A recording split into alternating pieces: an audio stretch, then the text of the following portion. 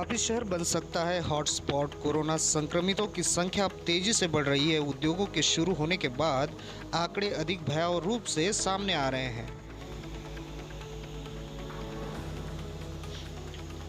वापी उद्योग नगर के प्रेशर में प्रशासन।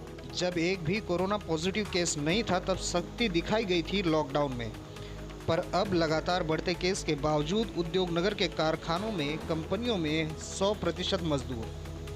तहसील के वेलस्पन कंपनी के कई केस सामने आए हैं। सूत्रों के अनुसार वेलस्पन में काम करते कई वर्कर्स कोरोना से संक्रमित निकल रहे हैं।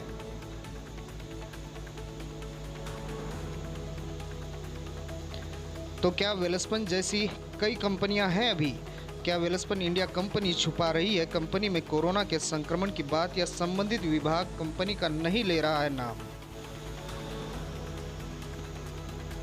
6 जून को वेलस्पन इंडिया से कोरोना केस आया था। 6 जून 2020 को वेलस्पन में काम करते 19 वर्षीय युवक का सामने आया था केस। अभी कई ऐसे कर्मचारियों पर संक्रमण का संदेह, लोगों में है चर्चा। बढ़ते कोरोना संक्रमण पर रोक के लिए हो कार्यवाही। विश्वसनीय सूत्रों से जानकारी के आधार पर यह कहा जा सकता है कि अभी 7 संक्रमण के केस इसी कंपनी से आ सकते हैं। अब अनलॉक के बीच कितनी हो रही है चेकिंग? वलसाड़ जिले में कहीं भी जमीनी स्तर पर आरोग्य विभाग के द्वारा घर घर जाकर कोरोना के चेकिंग नहीं किए गए हैं, जिससे आंकड़े भी ज़्यादा बढ़ेंगे।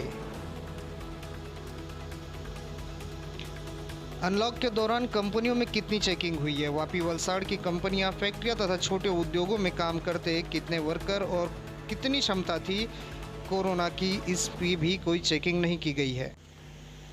सावधान हो जाए, खुद की हिफाजत खुद करे। सभी आंखों देखी घटनाओं पर विचार करें तो यही नतीजे पर होंगे कि अब कोरोना से बचने खुद को कमर कसनी होगी, क्योंकि इसका सीधा असर मिडिल क्लास और श्रमिक वर्ग पर ही पड़ेगा।